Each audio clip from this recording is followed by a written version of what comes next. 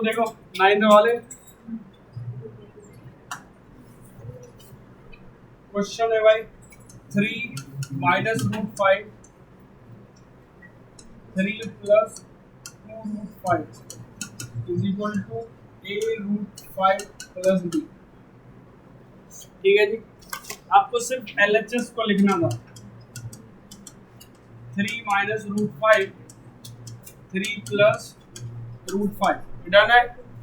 अब इसको रेशनलाइज करेंगे जो नीचे में लिखा होगा 3 माइनस 2 रूट 5 3 माइनस 2 रूट 5। नीचे वाला तो फॉर्मूला आ रहा है, देखो इस 3 को इस दोनों के साथ मल्टीप्लाई कर ऐसे लिखेंगे और फिर माइनस का रूट 5 इन दोनों के साथ मल्टीप्लाई करेंगे और नीचे में आएगा a का स्क्वायर माइनस b का स्क्वायर।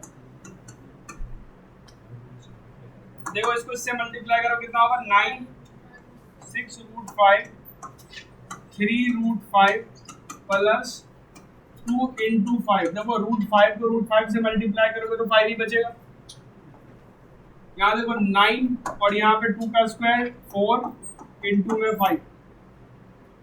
तो देख यहाँ पे ये 10 और 9 कितना होगा 19 और 6 और 3 दोनों माइनस में है तो ये आ जाए।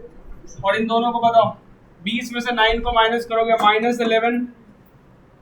ओके, अब तुम्हें करना कुछ नहीं है, आंसर प्रिंट करना -19/11 प्लस 9/11 रूट 5। और हमें RHS में क्या दिया हुआ है, इसको सही से लिखेंगे b प्लस a रूट 5। तो बताओ b की वैल्यू कितनी है -19/11 और a की value 9/11। This is the answer. जल्दी से लिख फास्ट राइट। ठीक है, देखो ट्रेन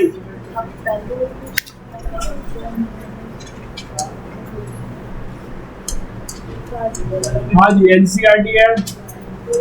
एक्सरसाइज कौन सा है 4.1।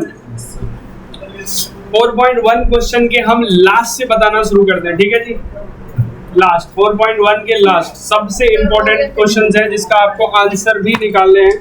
वैसे तो कह रहा है कि इक्वेशन निकाल के छोड़ दीजिए, ठीक, तो इसको निकालने से पहले समझ लो, तुमने एक बचपन में फॉर्मूला पढ़ा था, स्पीड क्या होता है डिस्टेंस अपॉन में टाइम। लेकिन अगर हम बात करें टाइम का तो डिस्टेंस अपॉन में speed.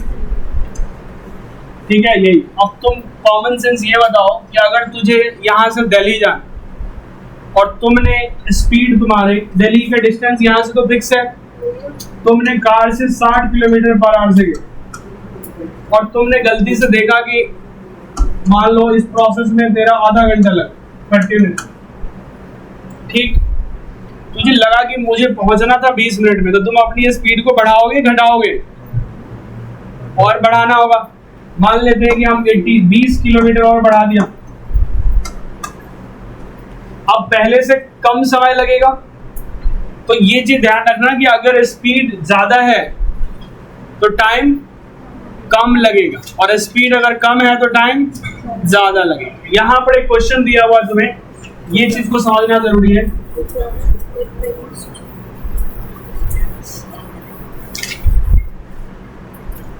A train travel 480 km at uniform speed.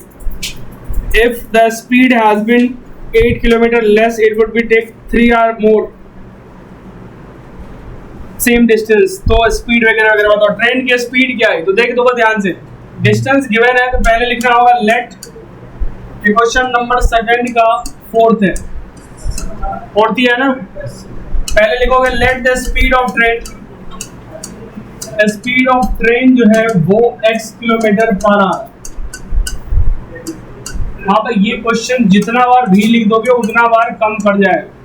ये बोर्ड का सबसे फेवरेट क्वेश्चन है। यहाँ पर तुझे पूछा है कि इक्वेशन बना के छोड़ दो, बोर्ड में क्वेश्चन क्लियर लिखा होता है find the speed of the train, इसीलिए इसको तुम्हें फैक्टराइज करना भी जरूरी है। ओके, पहले स्पीड लिख दिया, डिस्टेंस कितना दिया है डिस्टेंस दिया है 480 किलोमीटर पर आवर, ठीक। Time taken with normal speed, बताओ भाई टाइम का फॉर्मूला क्या होता है? डिस्टेंस अपॉन में स्पीड, तो 480 बाई एक्स आर। डन है। स्पीड ट्रेन का इतना था और डिस्टेंस 480, तो डिस्टेंस अपॉन में स्पीड। डन है। अब देखो, इफ स्पीड डिक्रीजेस, अगर स्पीड को तुमने कम कर दिया, decreases by 8 kilometre per hour, तो बताओ टाइम टू कितना लगेगा? 480 अपॉन में x माइनस 8, ये सही है। डिस्टेंस कह रहा है कि मतलब स्पीड कह रहा है 8 किलोमीटर कम कर दिया, डिस्टेंस सेम ही है। अगर तुम पहले 60 से जा रहे थे, बाद में 40 कर लोगे स्पीड, तो टाइम ज्यादा लगेगा कम लगेगा? ज्यादा समय लगेगा। जैसी गाड़ी की स्पीड कम करोगे टाइम ज्यादा। तो क्वेश्चन पहले कह दिया कि हमने 8 किलोमीटर जैसी डिस्टेंस मतलब स्पीड को कम किया, 3 घंटा हमें ज्यादा लगा पहुंचने में। तो कह रहा है बताओ गाड़ी की स्पीड क्या है। अब तुझे कॉमन सेंस से बताना है कि T1 बड़ा होगा या T2 बड़ा होगा। T2 बड़ा है, तो इन दोनों के, मान लो कि इसने पहले जो समय लेता था पहुंचने में, ये मान लो लेता था 4 घंटे, मान ले। अब ये कितना लेगा? कह रहा है कि 3 घंटा ज्यादा लिया तो कितना लेगा? 7। दोनों का डिफरेंस कितना होगा? यही होगा। तो ये क्वेश्चन क्लियर कह रहा है कि जैसे हमने स्पीड को कम कर दिया कि डिस्टेंस, हमें टाइम ज्यादा लगा, कितने घंटे? 3 घंटे। अब अकॉर्डिंग टू क्वेश्चन लिखो, तो हम लिखोगे T2 minus T1 is equal to 3 hour. अब बस फॉर्मूला पुट कर दो, जो वैल्यू लेके आए।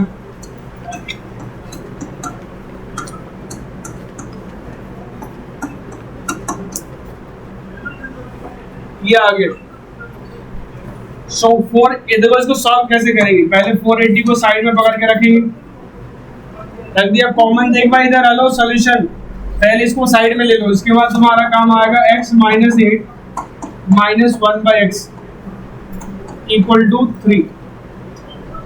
ओके, देखो 3 से तुम कट, इसका एलसीएम क्या होगा?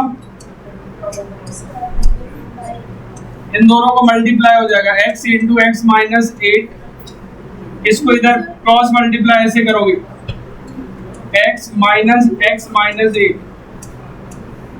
Equal to 3।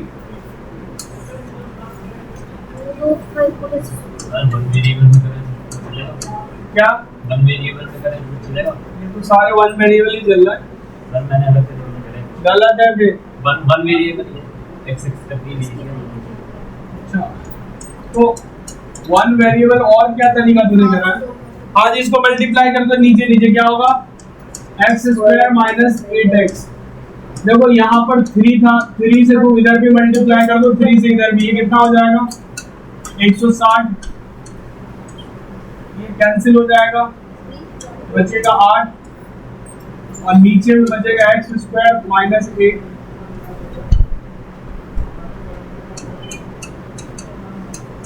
Equal to 1।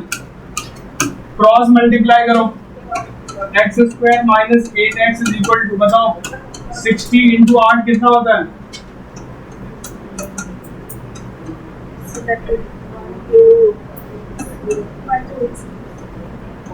1440।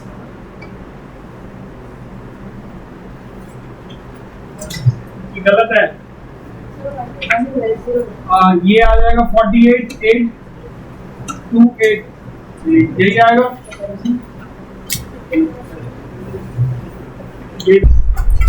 हाँ जी, ये आ गया। देखो इक्वेशन तुम्हें एग्जाम में तो कह रहा है कि आप इक्वेशन निकाल के छोड़ दो, तो ये बन गया। लेकिन इसको फैक्टराइज करेंगे तो कैसे करेंगे? कितना, पहले चलो इसको यहाँ तक लिखो, फिर बात करते हैं आगे। वीडियो अच्छा लगा हो तो चैनल को लाइक एंड सब्सक्राइब करना ना भूलें, और दोस्तों